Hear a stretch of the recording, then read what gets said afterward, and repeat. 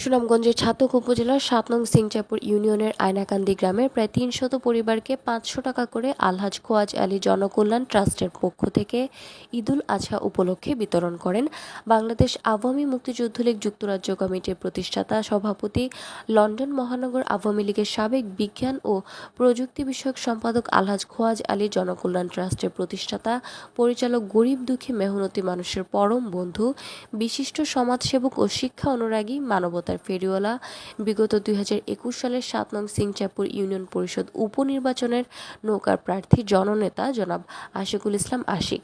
তিনি ৮ জুলাই সকালে তার ট্রাস্টের নিজস্ব কার্যালয়ে এ নগদ অর্থ বিতরণ করেন। এ সময় গ্রামের গণ্যমান্য ব্যক্তিবর্গ ও ট্রাস্টের সদস্যবৃন্দ উপস্থিত ছিলেন।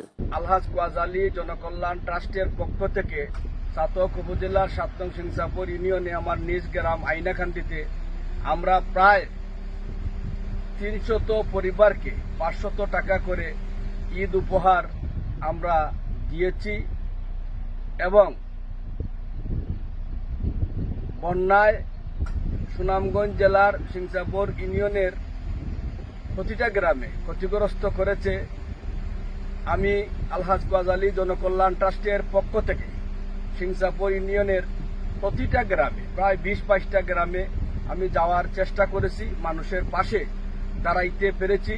এটা আমার সৌভাগ্য আমি মনে করতেছি, আমি যে মানুষের পাশে দাঁড়াইতে পেরেছি এবং খোয়াজ আলী জনকল্যাণ ট্রাস্টের পক্ষ থেকে যতটুকু সম্ভব আমার ট্রাস্টের পক্ষ থেকে আমি মানুষকে ত্রাণ সামগ্রী দেওয়ার চেষ্টা করেছি এবং এই বন্যায় হাজার হাজার মানুষের ঘরবাড়ির ক্ষতি করেছে।